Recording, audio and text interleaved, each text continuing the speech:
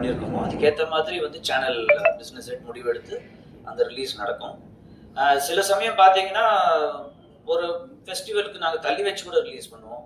சில சமயம் பார்த்தீங்கன்னா கொஞ்சம் ப்ரீபோன் பண்ணி ப்ரொடியூசருக்கும் அவங்களுக்கும் ஒத்து போச்சு அப்படின்னா நம்ம வந்து சில நாட்களுக்கு முன்னாடியே பண்ணுவோம். 8 வாரன்றது 2 மாதம் தானே, அது பிரச்சனை கிடையாது. அது யூஸ்வலாக நம்ம பண்ணுறது வந்து தேட்டர்லேருந்து ஆல்மோஸ்ட் 3 மாதத்துக்கு அப்புறம் தான் நம்ம பண்ணுறது, அதனால் அது ப்ராப்ளம் இல்லை. கௌசிக் சார், சோசியல் மீடியாவில் 2-3 நாள் ஓடிட்டு இருக்கு. ஜீக்கு வந்து எக்ஸ்க்ளூசிவா விஜய் சார் ஒரு பேட்டி கொடுத்துருக்காரு, தமிழ் புத்தாண்டுக்கு வருது அப்படின்னு. அது உண்மையா இல்லையா?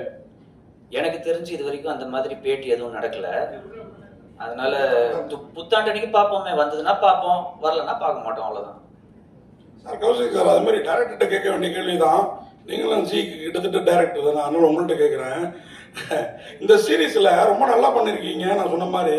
ஆனால் படத்தில் வர்றது ஒரு ப்ரைவேட் மினி பஸ் மாதிரி தெரியுது.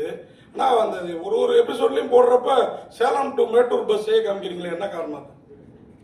எங்ககிட்ட இப்போ ஒரு கொடுக்குற அளவுக்கு ஒரு 200 கோடி 300 கோடி பஸ் இருந்ததுன்னா ஒரு பெரிய பஸ்ஸை வந்து செட்டு போட்டு கூட எடுக்கலாம். நம்ம வந்து ஒரு ப்ராடக்டை பண்ணும்போது ரெவன்யூவும் வரணும். அந்த ரெவன்யூ வரத்துக்காக நாங்கள் என்ன பண்ணுவோம் அப்படின்னா, ஒரு அளவுக்கு தான் பட்ஜெட் சில விஷயங்களுக்கு கொடுப்போம். பஸ்ஸுன்றதை காமிக்கணும், அதில் ஒரு கண்டக்டர்ன்றதை காமிக்கணும். அதில் வந்து 50 சீட் இருந்தாலும் அது பஸ்ஸு தான், 60 சீட் இருந்தாலும் பஸ்ஸு தான். அதனால நம்ம வந்து இப்போ நம்ம வல்சரபாக்கத்துலேருந்து விருகம்பாக்கத்துக்கு மினி பஸ் விடுறோம் இல்லையா, அந்த மாதிரி அந்த ஊரில் எந்த ஊரும் நம்ம வந்து மினி பஸ்ஸை காமிக்காம மேட்டூர் டு சேலம் போகிற பஸ்ஸையே காமிக்கிறீங்க. ஃபோக்கஸ் அந்த ஒரு எபிசோட் ப்ரோமோ பண்ணுறீங்களா, பண்ணிருக்கீங்களா?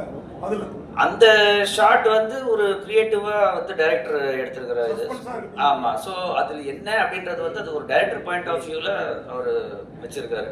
ஸோ அது அந்த டைரக்டரோட பாயிண்ட் ஆஃப் வியூக்கு நம்ம கொடுக்குற ஒரு மரியாதை, அவ்வளோதான், வேற ஒன்றுமே கிடையாது. டைரக்டா